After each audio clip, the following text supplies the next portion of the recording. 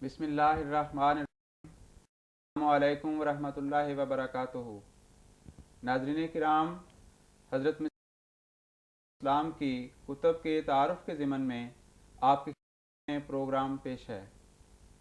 नाज़रीन, आज हम हज़रत मसीह मऊद अलैहिस्सलाम की किताब इस्लामी उसूल की फ़िलासफ़ी पर गुफ्तगू पेश करेंगे। लेकिन इससे पहले इसी किताब के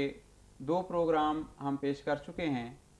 आज इस किताब का तीसरा प्रोग्राम पेश खिदमत है। इसमें गुफ्तगू करने के लिए हमारे साथ हस्ब साबिक़ तशरीफ़ फरमा हैं मकरम मोहतरम मौलाना मुबश्शिर अहमद साहब और मकरम मोहतरम नसीर अहमद साहब अंजुम। तो सबसे पहले मोहतरम कालू साहब, आपकी खिदमत में ये गुजारिश है कि हज़रत मसीह मौऊद अलैहिस्सलाम ने अपनी इस किताब में एक बरतर की तलाश के बारे में ज़िक्र फरमाया है। आप बताएं कि वो क्या ज़िक्र है। हुजूर फरमाते हैं कि जिस तरह खुदा ताला ने इंसान के अंदर और बहुत सी तबी ख़ासियतें वदियत हैं, उन्हीं तबी जज्बात में एक तबी जज्बा एक आला और बरतर हस्ती की तलाश का है। चुनांचे हुजूर मिसाल देते हुए फरमाते हैं कि देखें, एक बच्चा जब पैदा होता है, माँ के पेट से बाहर आता है, तो सबसे पहले जो वो अपनी रूहानी खासियत दिखाता है वो ये है कि अपनी माँ की तरफ राग़िब है। और थोड़ा सा होश हवास मिलने पर उसकी ये कैफियत होती है कि उसके सामने खा नेमतों का ढेर रख दें तो फिर भी वो अपनी माँ की जानिब तवज्जो करेगा, माँ से जुदा होना नहीं चाहेगा।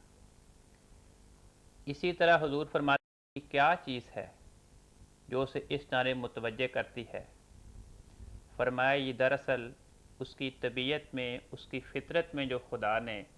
अपनी ज़ात की महब्बत और अपनी ज़ात के विसाल की ख्वाहिश वदियत फरमाई, ये वो हकीकी जज्बा है जिसके नतीजे में वो इधर उधर उसकी तलाश में फिर रहा होता है और उसी हकीकी माबूद, उसी हकीकी महबूब की तलाश में दरअसल वो मुख्तलिफ़ चीज़ों को उठा उठा कर उसकी तलाश कर रहा होता है। माँ की महब्बत हो, औलाद की महब्बत हो, माल की महब्बत हो, दोस्तों की महब्बत हो, जो भी है उसके पीछे दरअसल वही जज्बा कार फरमा है जो अपने खालिक और अपने महबूब और अपने मुहसिन की महब्बत और उसके विसाल और उसकी तलाश का है। लेकिन वो रास्ते में भटकता फिर रहा है, सरगर्दान फिर रहा है, कभी उस तरफ कभी उस तरफ, बल्कि बसा औकात अपनी साहबकारी के नतीजे में वो और चीज़ों की तरफ मुतवज्जे हो जाता है। कुरान करीम ने इसकी मिसाल पेश फरमाई है। खुदा तआला फरमाता है कि दुनिया एक शीश महल की तरह है, और कुरान करीम मिसाल देता है कि जैसे नीचे पानी बह रहा हो, उसके ऊपर नहायत सलीके के साथ शीशे का फर्श किया गया हो, शीशे की सिलें आपस में जोड़ दी गई हों, तो नतीजा यह निकलता है कि वो पानी जो शीशे की सिलों के फर्श के नीचे रवां है, देखने वाला इंसान बसा औकात उन शीशे की सिलों को देखकर भी डरता है और घबराता है कि पानी है, हालांकि वो पानी नहीं, पानी उन शीशे की सिलों के फर्श के नीचे है। लेकिन वो शीशे की सिलों को जो बड़ी मुसफ़ा और बड़ी शफ़ाफ़ हैं, उनके अंदर पानी की झलक को देखकर उसे पानी समझ लेता है। तो हुजूर फरमाते हैं कि इस मिसाल को पेश करके कुरान करीम ये बताना चाहता है कि ये आफ़ताब, ये माहताब, ये बड़े बड़े अजराम फ़ल्की और दीगर अशिया, इनमें जो हुस्न के जलवे हैं वो दरअसल खुदा ताला के हुस्न के जलवे हैं और ये खुदा की सिफ़ात के मज़हर बन जाते हैं। लेकिन इंसान बसा औकात इन मज़ाहिर को, जिस तरह शीशा जिसमें पानी का मज़हर, जिसमें पानी की सिफ़ात थी और पानी का अक्स पड़ रहा था, इसी तरह इन चीज़ों में खुदा के हुस्न जमाल और खुदा की सिफ़ात का अक्स, नतीजे में इंसान बसा औकात उन्हीं को खुदा समझ लेता है, उन्हीं को अपना महबूब समझ लेता है और उन्हीं की खिदमत में और उनकी रज़ा और उनसे अपनी हाजत रवाई اور مشکل کشائی کی تمنا کرتا ہے۔ تو حضور فرماتے ہیں کہ یہ ایسی چیز ہے کہ جو انسان کی فطرت میں رکھی گئی کہ اپنے محبوب، اپنے سے برتر وجود کی تلاش انسان کرے، لیکن فرمایا کہ یہ اس وقت تک ہو نہیں سکتی جب تک وہ ہستی خود اپنے کلام سے انسان کو اس بات کو ثبوت نہ دے کہ میں موجود ہوں۔ تو انسان کی فطرت کو جو اپنے مالک کی پیاس لگا دی گئی ہے، اس پیاس کا علاج خدا تعالیٰ کے دیدار اور خدا کے گفتار میں ہے۔ تو خدا تعالیٰ خود اپنے بندوں کو آواز دیتا ہے، جب ان کے کان میں خدا کی محبت پیار کی آواز پڑتی ہے جو ایک قسم کی پیار کی لوری کا کام دیتی ہے، تو انسان کو حقیقی طور پہ سکون اور اطمینان ملتا ہے، تب وہ اس نتیجے پہ پہنچتا ہے کہ مجھے خدا کی محبت و پیار کا مقام حاصل ہو گیا۔ جزاکم اللہ حسن الجزا۔ نصیر صاحب، ابھی پچھلے پروگراموں میں بھی اس کتاب میں جو ذکر چل رہا ہے کہ طبعی حالتیں ہیں، اخلاقی حالتیں ہیں، روحانی حالتیں ہیں، تو کچھ گفتگو پہلے ہو چکی۔ آپ ہمارے ناظرین کو یہ بتائیں کہ جو حضور نے روحانی حالتیں بیان کی ہیں، روحانی حالتوں سے کیا مراد ہے؟ جی، حضور فرماتے ہیں کہ یہ روحانی حالتیں نفس مطمئنہ کے سرچشمے سے پھوٹتی ہیں، اور جس کے متعلق قرآن مجید نے وضاحت یہ فرمائی ہے، یا ایتھا النفس المطمئنہ ترجعی الی ربک راضیۃ مرضیہ فادخلی فی عبادی وادخلی جنتی، کہ اس مقام پر آ کر کیفیت یہ ہو جاتی ہے کہ انسان کی تمام لذت، اس کے تمام مزے، اس کے تمام لطف خدا تعالیٰ کی ذات میں اس کو ملتے ہیں، اور اس کے سوا اس کو کہیں پہ آرام اور سکون نہیں ملتا، اور اس کے جو کامل صدق و صفا ہوتے ہیں اور اس کی جو وفائیں ہوتی ہیں، اس کے صلے کے طور پر اس کو بہشت اس دنیا میں ہی مل جاتی ہے، جبکہ وہ لوگ جو اس مرتبے سے ناآشنا ہوتے ہیں وہ ایک آئندہ آنے والی بہشت کا انتظار کر رہے ہوتے ہیں، لیکن جو اس درجے کے لوگ ہوتے ہیں ان کو ایک نقد اور موجود بہشت مل جاتی ہے، اور اس مقام پر پہنچ کر عبادت کوئی بوجھ محسوس نہیں ہوتی، بلکہ جس طرح انسان کے لیے ایک غذا ہے جو اس کے جسم کی نشو و نما کے لیے ضروری ہے، یہ مقام اس مقام پہ پہنچ کے عبادت یہ روپ دھار لیتی ہے کہ وہ اس کی غذا بن جاتی ہے۔ اور اس سے پہلی سٹیج جو نفس لوامہ کی ہے، اس پہ انسان کو پوری قدرت نہیں ہوتی کہ وہ نیکی پر اپنے آپ کو قادر کر سکے اور جو بدی ہے اس سے پوری طرح نفرت اختیار کر سکے، لیکن اس مقام پر آ کے مکمل غلبہ اس کے نفس پر ہوتا ہے کہ نیکی کی اس کو تحریک بڑی شد و مت کے ساتھ ہوتی ہے، اور برائی کے ساتھ نفرت بھی اسی شدت کے ساتھ اس کو ہوتی ہے۔ اور اس کے بعد حضور نے آیات پیش کی ہیں جن سے کیا ہے کہ قرآن مجید میں یہ مضمون بیان ہوا ہے۔ مثال کے طور پر اللہ تعالیٰ فرماتا ہے اولئک کتب فی قلوبہم الایمان وایدہم بروح منہ۔ حضور نے دوسری آیات درج فرمائی ہیں جن میں یہ ذکر ہے کہ اس مقام کے جو لوگ ہوتے ہیں ان کی خدا تعالیٰ خوب مدد کرتا ہے نیکی کے کام کرنے میں، اور ان کا نفس اطمینان یافتہ ہوتا ہے خدا تعالیٰ کی محبت میں۔ یہ وہ درجہ۔ اس کے بعد حضور نے بیان فرمایا کہ اس کو حاصل کرنے کے لیے کیا طریقہ اختیار کرنا چاہیے۔ اصول ہمیں یہ نظر آتا ہے کہ ہر علت کا ایک معلول ہوتا ہے، ہر محرک ہوتا ہے، ہر حرکت، اسی طرح ہر چیز کے حصول کا ایک راستہ ہوتا ہے، ایک قاعدہ کلیہ ہوتا ہے۔ تو اس مقام تک پہنچنے کے لیے بھی حضور فرماتے ہیں کہ قاعدہ کلیہ اور طریقہ کار یہ ہے کہ ہم اپنی تمام جو قوتیں ہیں وہ ان کو خدا کے راستے میں وقف کر دیں، پہلی بات، اور دوسری بات پھر خدا کے وصال کے لیے دعا میں لگ جائیں۔ تو یہ دو باتیں حضور نے بیان کی ہیں کہ جو اس درجے کو حاصل کرنا چاہتے ہیں یہ دو کام ان کو کرنے پڑیں گے۔ اور دعا جو کرنی ہے اس میں بہت ہی پیاری دعا سورہ فاتحہ ہے جس میں یہ تمام مضامین بڑے ہی حسین انداز میں بیان ہوئے ہیں، اور حضور نے ان کی تشریح بھی کی ہے، اور بڑی ہی ایک پیاری بات ایاک نعبد کے ضمن میں حضور نے یہ بیان کی ہے کہ یہ جو نعبد جمع کا صیغہ استعمال ہوا ہے تو اس کا یہ مطلب ہے کہ انسان کے تمام اعضاء اس میں حصہ لے رہے ہیں اس عبادت میں، تو اس طور پر جب اس کا عضو اس پہ عبادت کا رنگ چڑھ جائے تو پھر وہ روحانی حالت کو پا سکتا ہے۔ ایاک نعبد سے ایک یہ بھی مراد ہے حضور نے جو ایک عرفانی معنی یہاں بیان کیے ہیں۔ بہت جزاکم اللہ، بہت شکریہ۔ کلم صاحب، جس طرح یہ آپ نے بیان کیا تھا ایک برتر ہستی کی تلاش کے بارے میں کہ اللہ تعالیٰ کی محبت انسان کو لگائی گئی ہے، جیسا آپ نے بیان فرمایا کہ دراصل دنیا جہان کی ساری محبتیں جو ہیں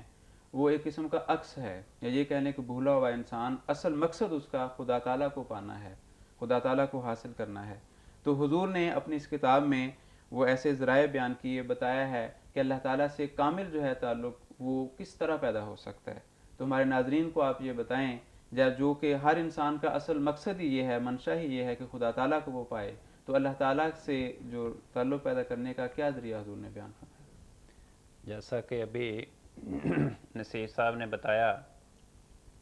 کہ ہر چیز کے کرنے کا کوئی نہ کوئی طریق ہوتا ہے۔ اگر ہم زبان سے آواز سننا چاہیں تو سن نہیں سکتے، کانوں سے کوئی ذائقہ مٹھاس وغیرہ چکھنا چاہیں تو نہیں سن سکتے۔ آواز سننے کے لیے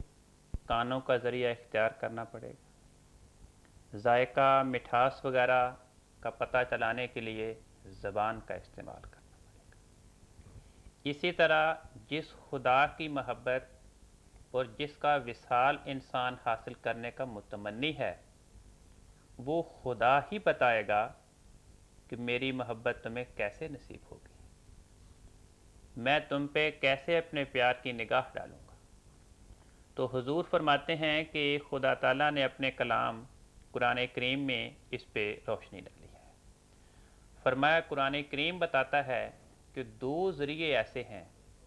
جن کے ذریعے انسان کو خدا کی محبت، اس کا پیار، اس کا وصال نصیب ہوتا ہے۔ ایک یہ کہ انسان اسلام کو اختیار کر لے۔ اسلام کے معنی ہیں اپنا وجود، اپنی خواہشات، اپنے جذبات، اپنی تمام قوتیں، اپنی ہر ملکیت، سب کچھ وہ پورے کا پورا خدا کی رضا اور اس کی خواہشات میں وقف کر دے، اور اس کے ساتھ ساتھ پھر وہ خدا کی بارگاہ میں دعا میں لگا رہے کہ اے خدا، میں تیرے وصال کا متمنی ہوں، تو مجھے اپنا وصال عطا فرما۔ اور اس دعا کے بارے میں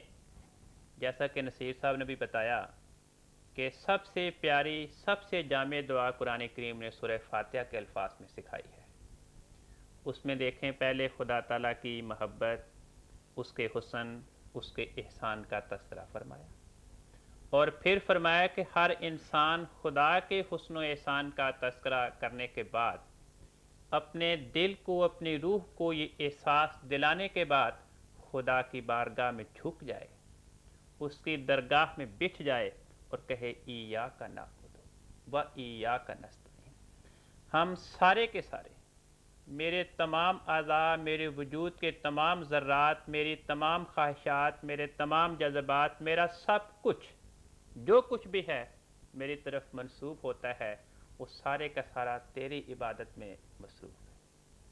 اور اس کے ساتھ ساتھ نستعین، تو اس سے دعا مانگتے ہیں، اور پھر عرض کرے اہدنا الصراط المستقیم، اے خدا ہمیں استقامت کے راستے پہ چلا۔ وہ استقامت کیا ہے اس کی بھی حضور فرماتے ہیں کہ قرآن کریم نے بعض مقامات پہ اس کی بھی جھلکیاں پیش کی ہیں۔ ایک مقام پہ خدا تعالیٰ اپنے مخاطبین کو خطاب کرتے ہوئے فرماتا ہے، قل، اے ہمارے حبیب محمد مصطفیٰ صلی اللہ علیہ وسلم، تو یہ اعلان کر دے کہ ان کان آباؤکم و ابناؤکم، اگر تمہارے باپ، تمہارے بیٹے، تمہارے بھائی، تمہاری بیویاں، تمہارے اموال جو تم نے قسمہ قسم کے جتن کر کے کمائے ہیں،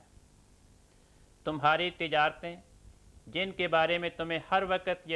یہ فکر دامن گیر ہے کہیں گھاٹا نہ پڑ جائے، کہیں میرا کاروبار، میری تجارت اسے نقصان نہ ہو جائے، تمہاری عمارتیں تعمیر کردہ، تمہارے محلات، اگر تمہیں یہ چیزیں خدا کی نسبت زیادہ پسند ہیں، خدا اور خدا کے رسول اور خدا کی رضا کے راستے میں کوشش کرنے کی نسبت ان چیزوں کی جانب توجہ زیادہ ہے، تو فرمایا پھر تم خدا کا پیار حاصل نہیں کر سکتے، پھر تم خدا کی درگاہ سے دھتکارے جاؤ گے۔ ان تمام دنیاوی تعلقات، ان رشتہ داریوں، ان ملکیتوں، ان سب چیزوں پہ خدا کے وجود، خدا کی رضا کو مقدم رکھو۔ فرمایا یہ استقامت کا طریق ہے۔ ایک جگہ فرمایا کہ انسان کون ہے جسے خدا کا پیار نصیب ہوگا؟ فرمایا من اسلم وجہہ للہ وہو محسن، جو اپنے نیک کردار کے ساتھ ساتھ، محض خالی نیک کردار نہیں، فرمایا نیک کردار کے ساتھ ساتھ اسلم وجہہ للہ، اپنا سب کچھ خدا کی بارگاہ میں پیش کر دے، اپنا سب کچھ خدا کے قدموں پہ نثار کر دے، خدا کی جھولی میں ڈال دے، اپنے قبضے میں کوئی چیز نہ رکھے، خدا کے سپرد کر دے، اسے خدا کا پیار نصیب ہوگا۔ تو یہ انداز خدا نے بتایا کہ یہ اصل اسلام ہے۔ اس کے ساتھ ساتھ انسان دعا میں لگا رہے۔ ایک اور مقام پہ اس کی وضاحت فرمائی، اللہ تعالیٰ اپنے رسول حضرت محمد مصطفیٰ صلی اللہ علیہ وسلم کو مخاطب کر کے فرماتا ہے کہ اے ہماری طرف سے مقرر کردہ رہنما، تو لوگوں کو بتا دے کہ میرا حال کیا ہے، مجھے جو خدا کی محبت، اس کا پیار نصیب ہوا، اس کی وجہ کیا ہے؟ فرمایا کل ان صلاتی و نسکی، تو یہ اعلان کر دے کہ میری عبادتیں، میری قربانیاں، و محیایا و مماتی، میری زندگی، میری رفتار اور میرا موت، ہر چیز جو ہے للہ رب، یہ تو خدا کی رضا میں ہے، یہ تو خدا کے احکام کے تابع ہے۔ فرمایا یہ انداز اختیار کرو۔ چنانچہ ایک اور مقام پہ فرمایا کہ جو لوگ ان چیزوں کو اپنائیں گے انہیں نصیب کیا ہوگا۔ تو خدا تعالیٰ فرماتا ہے وَمِنَ النَّاسِ مَن یشری نفسہ ابتغاء مرضات اللہ، جو لوگ خدا کی رضا کے حصول کے لیے اپنا وجود خدا کے ہاتھ میں بیچ دیتے ہیں، اپنے پاس اپنے وجود کا ذرہ بھی نہیں رکھتے، فرمایا ایسے لوگ ہیں کہ واللہ رؤوف بالعباد، خدا کے ساتھ اپنے وجود کا سودا کرنے والے انسانوں پہ خدا کی محبت، خدا کی شفقت، اس کی رحمت کی نگاہ پڑتی، اور فرمایا کہ دیکھو تم یہ انداز اختیار کر لو۔ تو آگے فرمایا اذا سألک عبادی انی، اے ہمارے نبی جب میرے بندے تو اس سے میرے بارے میں پوچھیں کہ میرا وصال کیسے ملے گا، تو جواب دے فإنی قریب، کہ میں تو بہت قریب ہوں، میری تو رحمت کا دروازہ کھلے گا، کوئی کھٹکھٹائے تو سے، کوئی کھٹکھٹائے نہ تو رحمت کا دروازہ کیسے کھلے؟ تو خدا تعالیٰ فرماتا ہے کہ دیکھو میری محبت اور میرے وصال کا دروازہ ہر زمانے میں کھلا ہے، ہر انسان کے لیے کھلا ہے، لیکن سوال صرف یہ ہے کہ فَلْيَسْتَجِيبُوا لِي، وہ میری باتوں کو قبول کریں، مجھ سے دعائیں مانگیں، وَلْيُؤْمِنُوا بِي، اور پھر ان طریقے کے ساتھ کہ میری باتوں کو قبول کریں، مجھ سے دعائیں مانگیں، اور پھر میری ذات پہ اعتبار کریں کہ میں ان کی دعاؤں کو قبول کروں گا، ان کی قربانی کو قبول کروں گا، فرمایا لعلہم یرشدون، تب وہ بامراد ہوں۔ تو یہ خلاصہ حضور نے قرآن کریم کی تعلیمات کا اس سلسلے میں بیان فرمایا۔ جزاکم اللہ حسن الجزا۔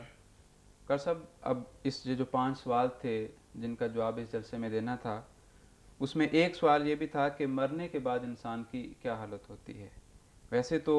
داد دینی چاہیے سوامی سادھو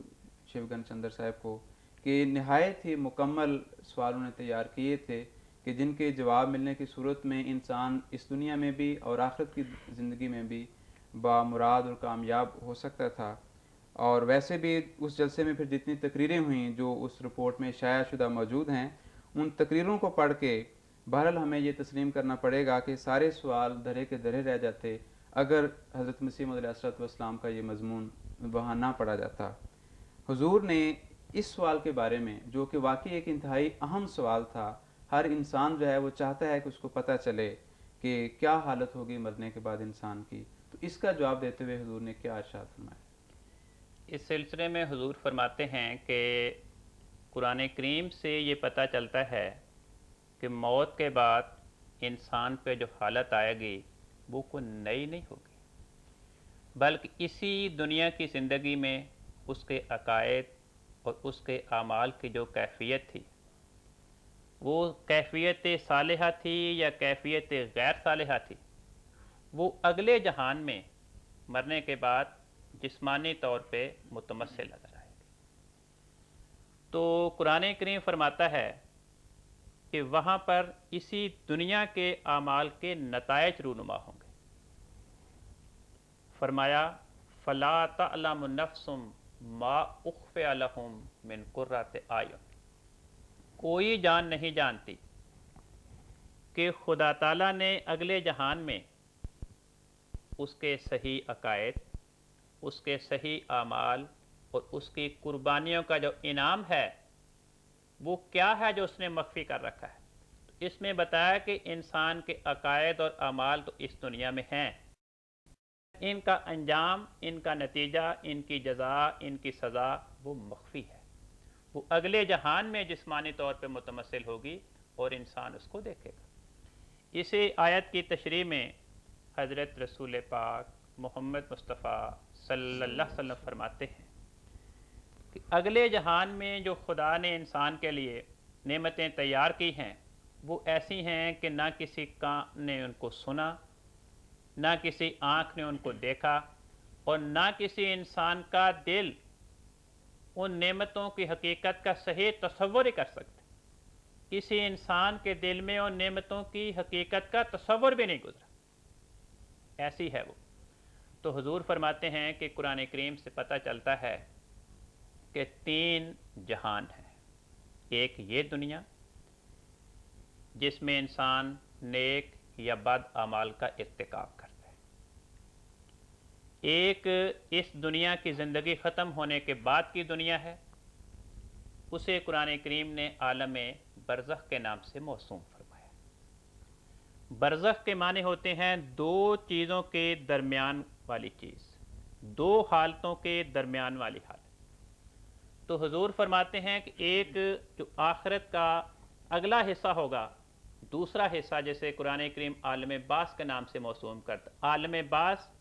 اور یہ دنیاوی عالم جسے عالم کسب یا عالم نشأ اولی کے نام سے موسوم کیا گیا، ان دونوں کے درمیان کی حالت۔ اس حالت میں قرآن کریم سے پتہ چلتا ہے کہ نیک روحوں کو انعامات کا سلسلہ شروع ہو جاتا ہے اور بد روحوں کو سزا کا سلسلہ شروع ہو جاتا ہے۔ چنانچہ قرآن کریم اس کے بارے میں فرماتا ہے کہ اس عالم کے بعد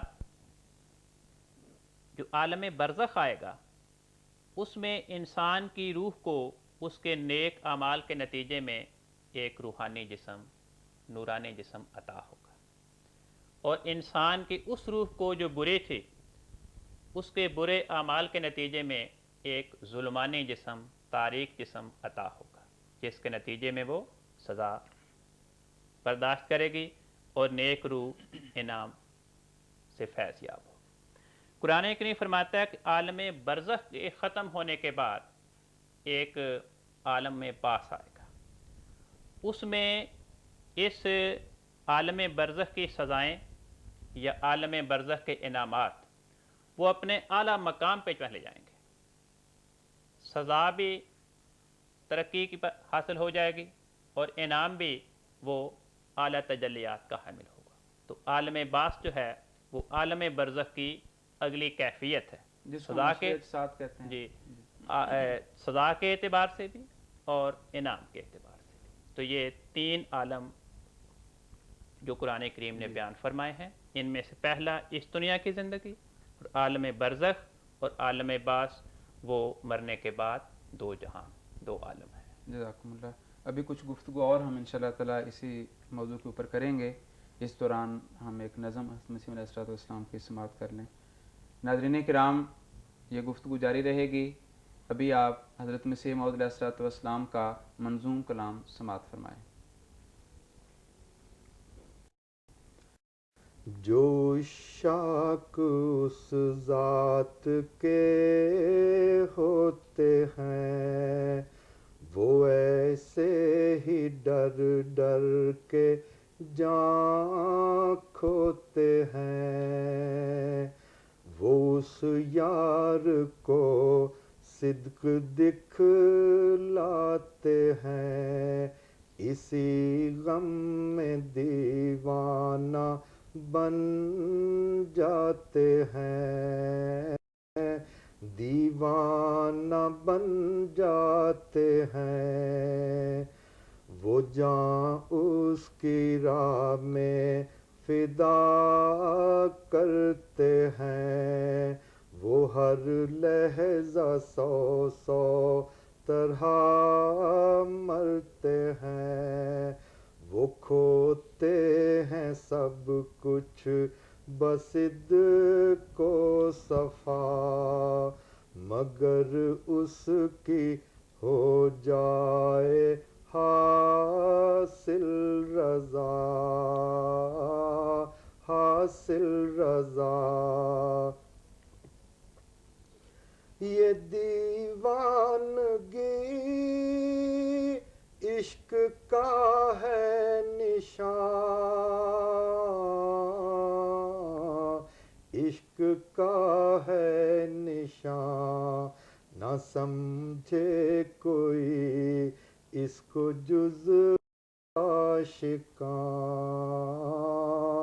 اس کو جز عاشقاں، مگر اس سے راضی ہو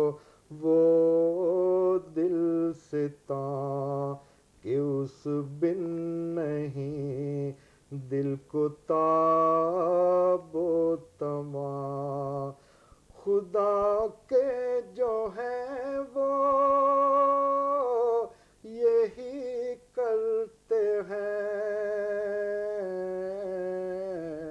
یہی کرتے ہیں، وہ لعنت سے لوگوں کی کب ڈرتے ہیں، کب ڈرتے ہیں، وہ ہو جاتے ہیں سارے دلدار کے، نہیں کوئی ان کا بجز یار کے، وہ جان دینے سے بھی نہ گھبراتے ہیں کہ سب کچھ وہ کھو کر اسے پاتے ہیں، اسے پاتے ہیں۔ وہ دلبر کی آواز بن جاتے ہیں، وہ اس جاں کے ہمراز بن جاتے ہیں۔ وہ ناداں جو کہتا ہے در بند ہے، نہ الہام ہے اور نہ پیوند ہے، نہ پیوند ہے۔ یہ سچ ہے کہ جو پاک ہو جاتے ہیں، پاک ہو جاتے ہیں، خدا سے خدا کی خبر لاتے ہیں، خبر لاتے ہیں۔ جزاکم اللہ حسن الجزا۔ ناظرین، ابھی آپ حضرت مسیح موعود علیہ السلام کا نہایت شیریں کلام سماعت فرما رہے تھے۔ نظم پڑھنے والے تھے مکرم و محترم حبیب الرحمن صاحب درد۔ اب ہم اپنی گفتگو کو دوبارہ شروع کرتے ہیں اسلامی اصول کی فلسفی کے حوالے سے۔ محترم کالم صاحب، یہ ذکر ہو رہا تھا کہ موت کے بعد انسان کی یا مرنے کے بعد کیا حالت ہوتی ہے۔ آپ نے 3 عالم جو ہیں یا 3 زمانے جو آتے ہیں وہ بیان فرمائے۔ اس زمن میں حضرت مسیح موعود علیہ السلام نے قرآنی معارف جو ہیں وہ بیان کیے ہیں، ان کا خلاصہ ہمیں بتا دیں۔ حضور اس کتاب میں فرماتے ہیں کہ عالم آخرت کے بارے میں قرآن کریم 3 بنیادی نکات ہمیں سمجھاتا ہے۔ پہلی بات قرآن کریم یہ بتاتا ہے کہ عالم آخرت کوئی نئی چیز نہیں، اسی دنیا کی زندگی کے اعمال کے وہ نتائج ہیں جو وہاں پہ رونما ہوں گے۔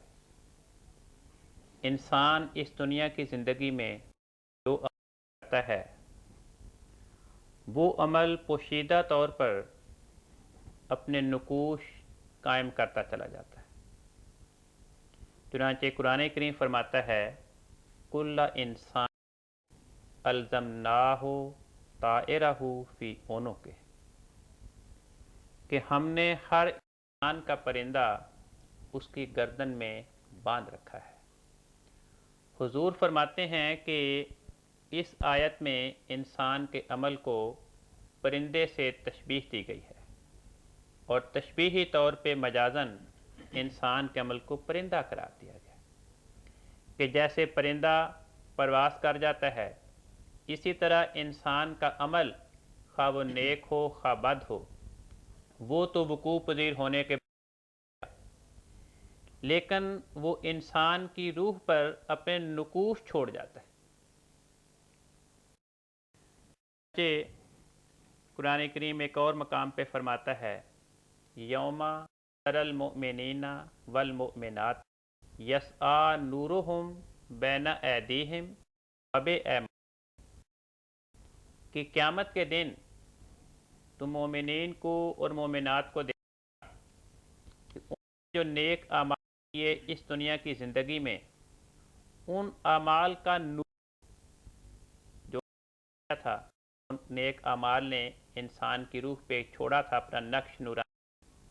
وہ ان کا نور ان کے آگے آگے بھی جائے گا اور ان کے دائیں بائیں بھی۔ یہ فرمایا کہ قرآن کریم نے یہ بات بتائی ہے کہ انسان کے اعمال وہ اپنا نتیجہ چھوڑ جاتے ہیں، وہ نتائج جو ہیں کے دن آخرت میں رونما ہوں گے۔ دوسری بات قرآن کریم عالم آخرت کے بارے میں یہ فرماتا ہے کہ وہ امور جو اس دنیا کی زندگی میں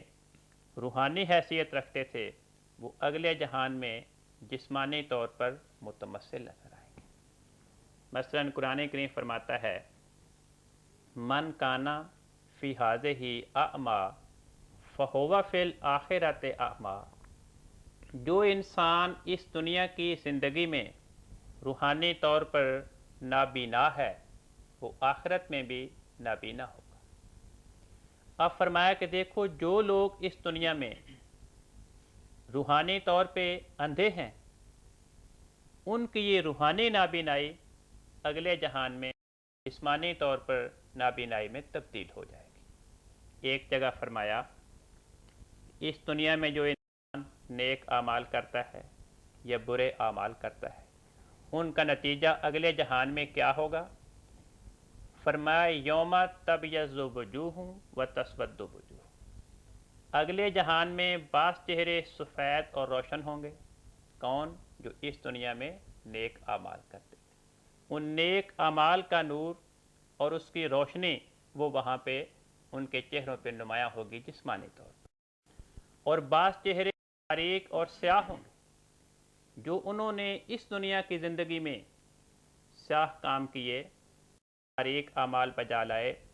ان ظلمانے اعمال کی تاریکی اگلے جہان میں جسمانی طور پہ متمثل ہوگی۔ چنانچہ قرآن کریم فرماتا ہے نیک اعمال کے بارے میں جو بھی میں نے آیت پڑھی تھی کہ قیامت کے مومن مردوں اور مومن عورتوں کے اعمال کا نور ان کے آگے آگے بھی جائے گا اور ان کے دائیں بائیں۔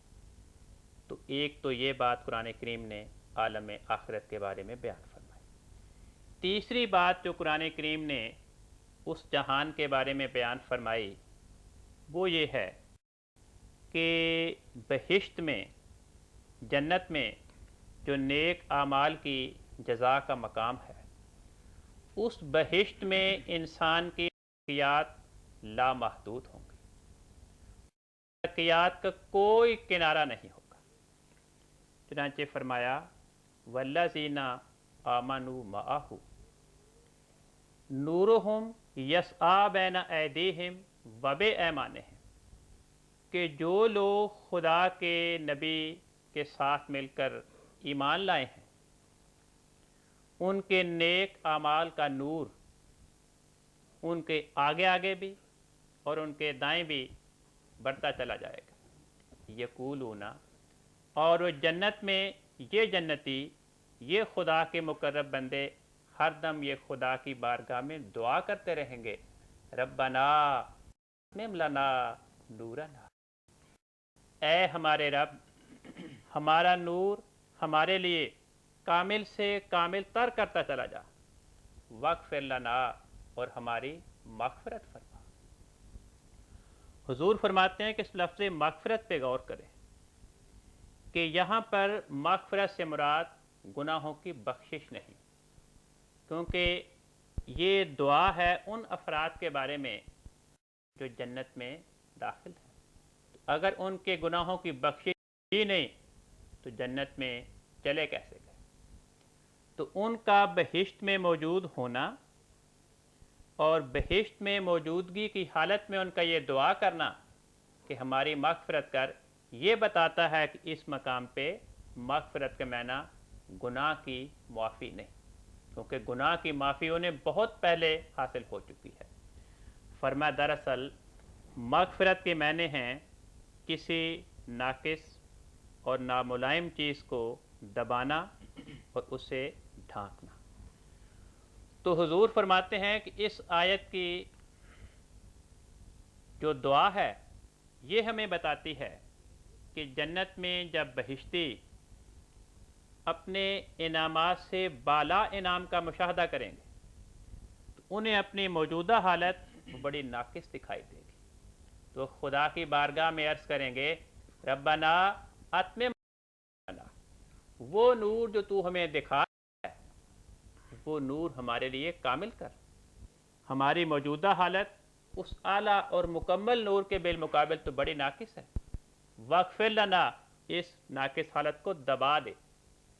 پھر جب وہ اس دعا کے نتیجے میں اگلے مقام پہ پہنچیں گے، ترقی ہوگی، تو انہیں یہ نظر آئے گا کہ اس سے اگلا مقام وہ تو بہت نورانی ہے، اور اس کی نسبت سے ہمارا یہ موجودہ مقام یہ تو بہت ناقص ہے۔ تو اس طرح وہ خوب سے خوب تر کی دعا مانگتے چلے جائیں گے۔ تو ان کی یہ دعا بتاتی ہے بہشت کے دوران کہ بہشت میں اہل بہشت کے مقامات، ان کی ترقیات، ان کا کوئی کنارہ نہیں، وہ لا محدود ہیں اور لا انتہا ہیں۔ تو یہ تین بنیادی نقطے ہیں جو قرآن کریم نے عالم آخرت کے بارے میں بیان فرمائے۔ جزاکم اللہ۔ کرم صاحب، نہایت ہی اہم یہ سوال تھا کہ انسان کے مرنے کے بعد کیا حالت ہوتی ہے،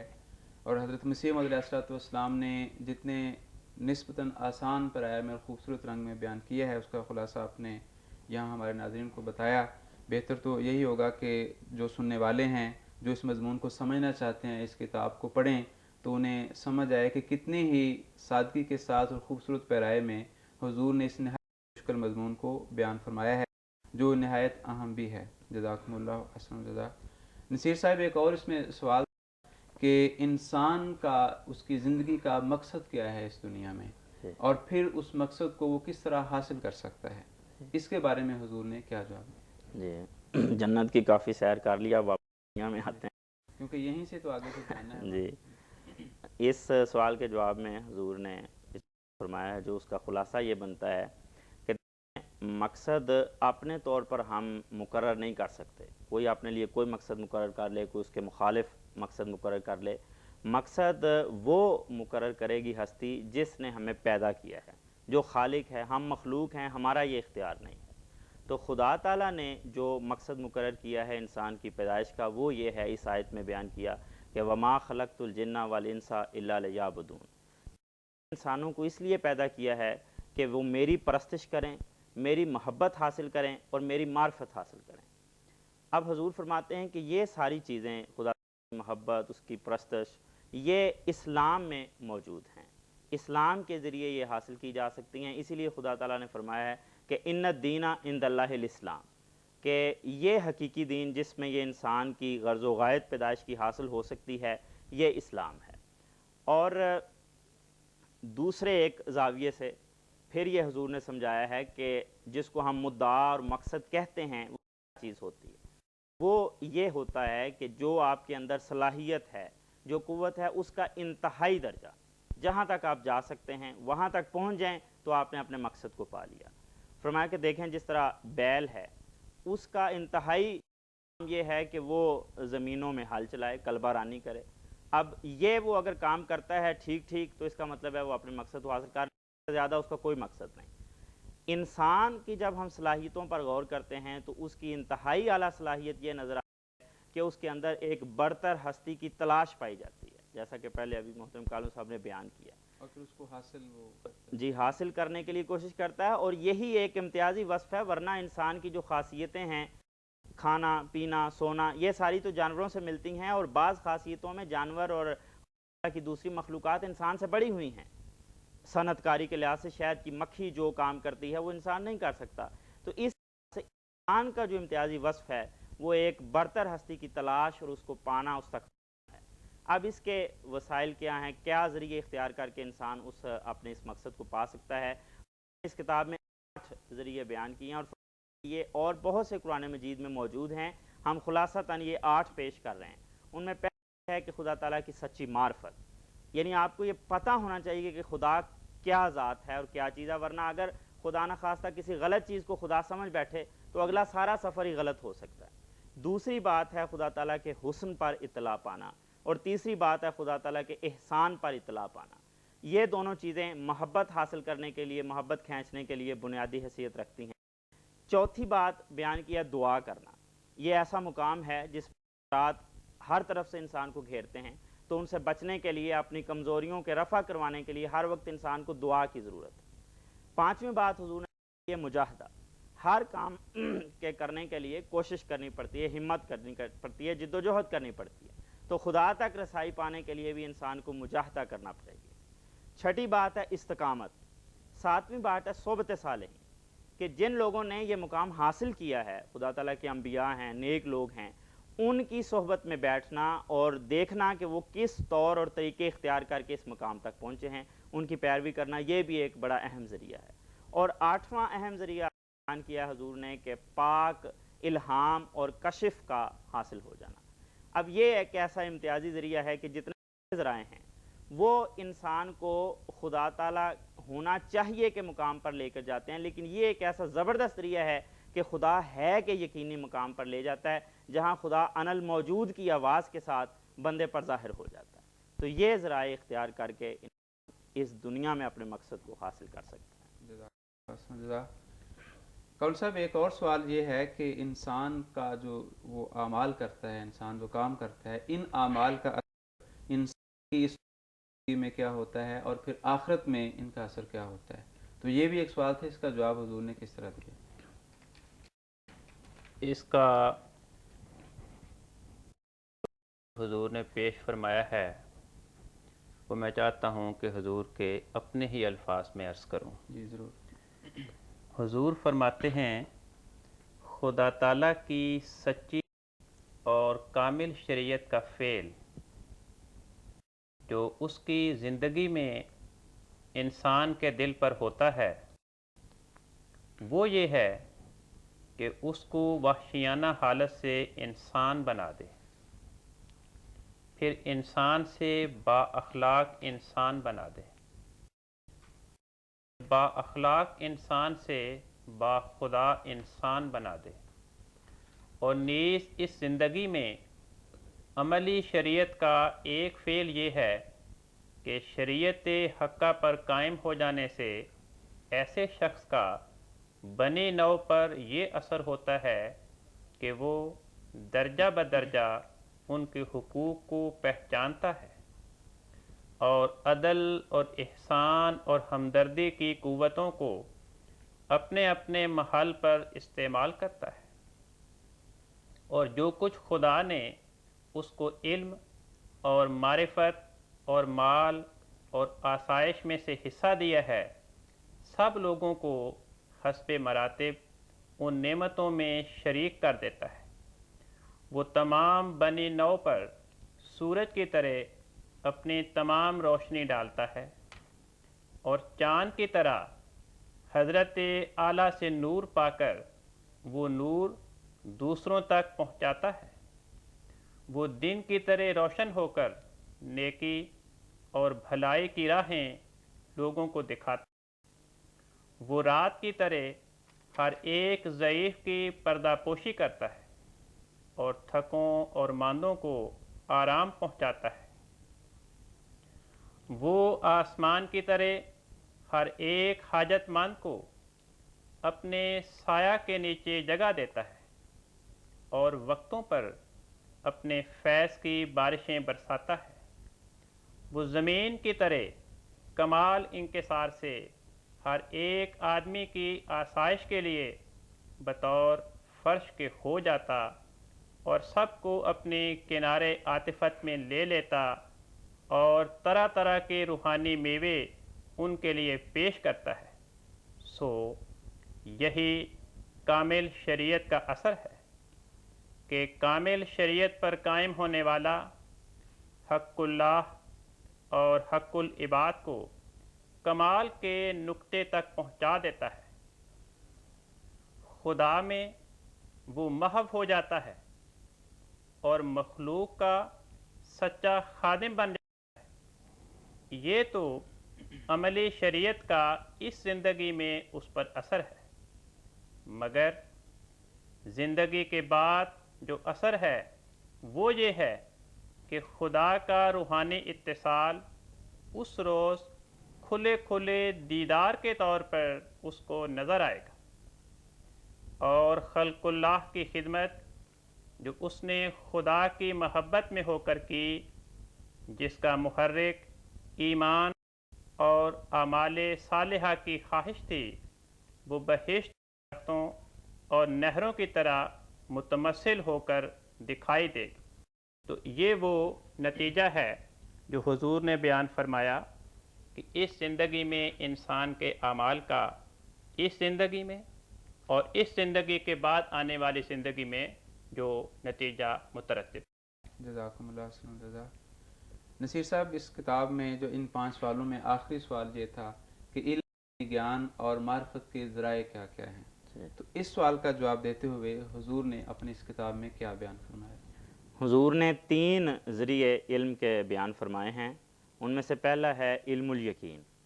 اس کی تشریح میں حضور بیان فرماتے ہیں کہ ہم ایک چیز کو دیکھ کر کسی دوسری چیز کو قیاس کرتے ہیں، تو یہ ہے علم الیقین۔ اور مثال حضور نے دی ہے کہ اگر ہم دھواں اٹھتا ہوا دیکھیں تو اس سے ہم یہ قیاس کرتے ہیں کہ کہیں کہ آگ موجود ہے جس کی وجہ سے دھواں اٹھا ہے، گو ہمیں آگ نظر نہیں آ رہی۔ یہ ایک ذریعہ ہے علم کا۔ جس طرح مثال کے طور پر ہم نے لنڈن نہیں دیکھا ہوا، ہم نے عالمگیر بادشاہ نہیں دیکھا، نہ اس کے زمانے میں ہم تھے، لیکن ہم یہ بات جانتے ہیں کیونکہ یہ تواتر کے ساتھ ہم نے سنی ہے اور ہم نے پڑھی ہے۔ اس کا ذکر کرتے ہوئے کہ یہ علم جو ہے یہ انسان کو حاصل کرنا چاہیے، اور یہ علم کا ایک ذریعہ ہے۔ قرآن مجید فرماتا ہے دوزخیوں کے حوالے سے کہ لو کننا نسمعو اور نہ کہ لو ما کننا فی اصحاب السعیر، کہ اگر ہم سنتے، دلائل پہ غور کرتے اور اپنی عقل کو استعمال کرتے تو پھر ہم علم الیقین کا مرتبہ حاصل کر لیتے اور اس طرف ہم نہ آتے۔ قرآن مجید میں یہ خوبی ہے۔ قرآن مجید ایک فرماتا ہے کہ ھذا ذکر مبارک۔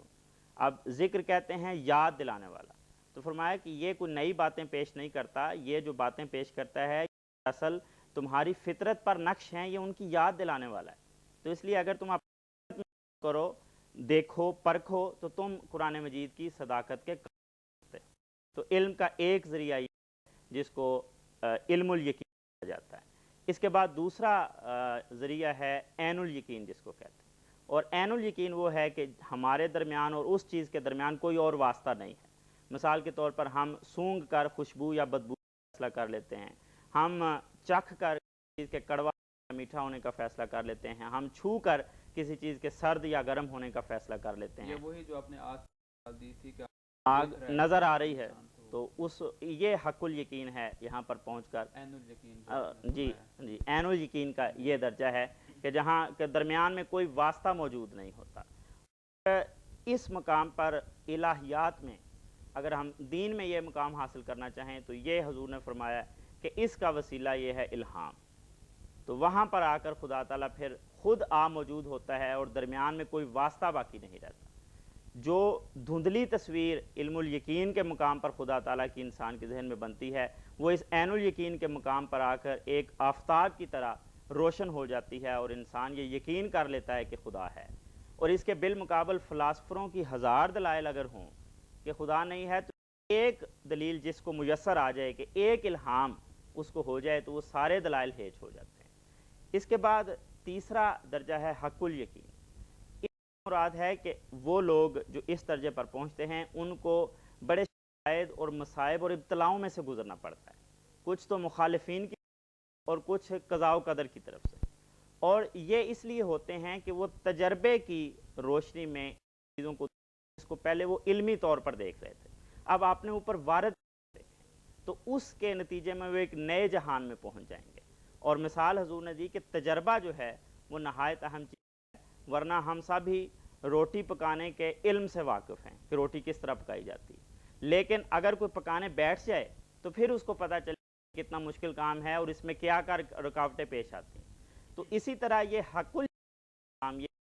کہ وہ تمام باتیں جو پہلے علمی طور پر اس کو بیان کی جاتی تھی، جن کو وہ سمجھتا تھا، اب اس کے اعضاء پہ وارد ہوتی ہیں تو پھر وہ ایک نئے جہان میں پہنچتا ہے، ایک نیا نور اس کو حاصل ہوتا ہے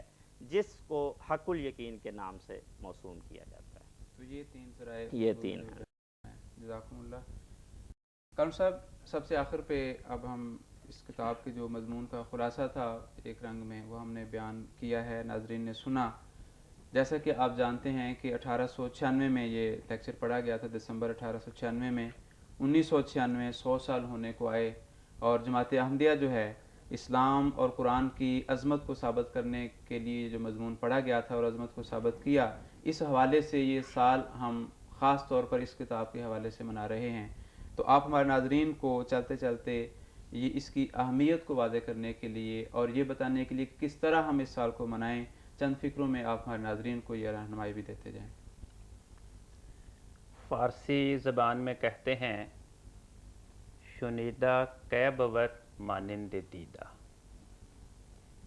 کہ سنی سنائی بات آنکھوں دیکھی بات کا مقابلہ نہیں کر سکتی. یہی کیفیت کچھ اس کتاب کے بارے میں ہے. ہم نے اس کتاب کے مضامین کا جو خلاصہ عرض کرنے کی کوشش کی، پتہ نہیں اس خلاصے کے کرنے میں کس حد تک کامیاب ہوئے، لیکن کوئی انسان کتنا بھی اس کے مضامین کو بیان کرنے میں کامیاب ہو سکے، پھر بھی جو خود اس کتاب کی اپنی عظمت ہے کہ انسان خود بذات خود اس کتاب کو پڑھے، اس کا مقابلہ نہیں ہے. حضرت مسیح موعود علیہ السلام نے اس کتاب کے بارے میں باتیں بیان فرمائی ہیں. ایک تو ان افراد کے لیے جو اسلام کی سچائی کے قائل ہیں، انہیں خدا نے احمدیت کے نور سے بھی فیض یاب کیا، ان کے اندر ایمان موجود ہے، ان کے لیے. اور دوسری ان کے لیے جو اسلام کی سچائی کی قبول کرنے سے محروم بیٹھے ہیں، ان لوگوں کے بارے میں جو اس اسلام کی صداقت کو کرتے ہیں، بلکہ ان لوگوں کو زیادہ مخاطب کیا گیا ہے جن کے اندر ایمان موجود ہے. حضور فرماتے ہیں اپنے اشتہار میں، جو شخص اس مضمون کو اول سے آخر تک 5 سوالوں کے سنے گا، میں یقین کرتا ہوں کہ ایک نیا ایمان اس میں پیدا ہوگا اور ایک نیا نور اس میں چمک اٹھے گا، اور خدا تعالیٰ کے پاک کلام کی ایک جامع تفسیر اس کے ہاتھ آئے. تو پہلے یہ عرض کرنا چاہتا ہوں کہ ہم لوگ جن پہ خدا نے فضل کیا کہ ہمیں خدا نے حضرت مسیح موعود علیہ السلام کی شناخت کی توفیق بخشی، آپ کی غلامی کی سعادت نصیب ہوئی، ہمیں اپنے ایمان کو زندہ کے لیے اپنے ایمان میں ایک تازگی اور بہار کا سماں پیدا کرنے کے لیے ہمارا یہ فرض بنتا ہے کہ ہم اس کتاب کو بار بار پڑھیں، جیسا کہ حضور نے اس فقرے میں فرمایا، اسے ایک نیا ایمان نصیب ہوگا۔ دوسرے یہ کہ ہمارے ایسے عزیز، ہمارے شناسا، ہمارے دائرۂ واقفیت میں جو احباب آتے ہیں جن کے دلوں میں اسلام کا نور داخل نہیں ہوا، وہ دہریہ ہیں یا اسلام کے منکرین میں شامل ہیں یا مذہب سے ویسے ہی بیگانہ ہیں یا مسلمانوں کے گھروں میں پیدا تو ہوئے لیکن منکرین اسلام کے زہریلے وساوس کا شکار ہو گئے، مغرب کے ملحدانہ فلسفے کی لپیٹ میں آ گئے ہیں۔ ان کے دلوں سے اسلام کے بارے میں وساوس، شکوک و شبہات کو دور کرنے کا بہترین ذریعہ یہ کتاب ہے۔ چنانچہ خود حضرت مسیح موعود علیہ السلام اس کتاب کے بارے میں، کتاب کی یہ خصوصیت، اس کا تذکرہ کرتے ہوئے فرماتے ہیں، حضور کا فقرہ ہے، فرمایا مجھے جتلایا گیا ہے، یعنی خدا نے مجھے جتلایا گیا ہے کہ اس مضمون کے خوب پھیلنے کے بعد جھوٹے مذہبوں کا جھوٹ کھل جائے گا اور دن بدن زمین پر پھیلتی جائے گی جب تک کہ اپنا دائرہ پورا کرے۔ تو اس فقرے میں حضور نے ہمیں ایک طور سے یہ پیغام دیا ہے کہ ہم اپنے زیر تبلیغ، اپنے زیر دعوت غیر مسلم دوستوں کو یا ایسے مسلمان دوستوں کو جو پیدائشی اعتبار سے رسمی طور پر اپنے آپ کو مسلمان تو کہتے ہیں لیکن دلوں میں اسلام کے شکوک و شبہات کی زنجیریں ہیں، ان کے دلوں میں ان شبہات کو نکالنے کے لیے اور اسلام کی محبت، اسلام کا حسن، اسلام کی سچائی دلوں میں داخل کرنے کے لیے ان کی خدمت میں یہ کتاب پیش کریں۔ خود بھی پڑھیں تا اپنا ایمان تازہ ہو، ان کو پڑھائیں تا ان کے دلوں سے بھی دوسرے مذاہب اور دوسرے جو ازم نظریات دنیا میں پائے جاتے ہیں ان کے اثرات زائل ہوں اور اسلام کی محبت دلوں کو گھائل کرتی چلی جائے۔ اس اشتہار کے آخر میں حضور فرماتے ہیں کہ فرمایا اب میں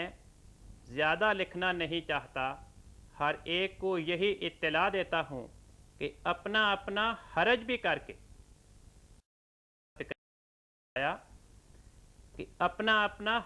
کر کے ان معارف کے سننے کے لیے ضرور بمقام لاہور تاریخ جلسہ پر آویں کہ ان کی عقل و ایمان کو اس سے وہ فائدے حاصل ہوں گے وہ گمان نہیں کر سکتے ہوں گے۔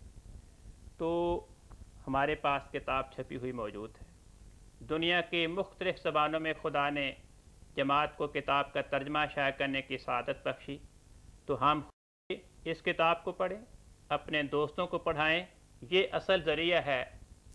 آپ کے بارے میں اس 100 سالہ سال کو منانے۔ بہت جزاکم اللہ احسن الجزا۔ آپ دونوں بزرگوں کا بہت شکریہ کہ آپ تشریف لائے اور اس کتاب کے جو نے بیان فرمایا ہے ان کو خلاصتاً بیان کیا۔ تو ناظرین کرام، اسی گفتگو کے ساتھ اور اس گفتگو کے آخر میں اس درخواست کے ساتھ کہ خود کتاب کو پڑھیں اور دوسروں کو پڑھنے کے لیے دیں، ہم اجازت چاہتے ہیں۔ اللہ تعالیٰ پروگرام میں ہم حضرت اقدس مسیح موعود علیہ السلام کی ایک اور کتاب لے کر آپ کی خدمت ہوں گے، تب تک کے لیے اجازت دیں۔ اللہ حافظ۔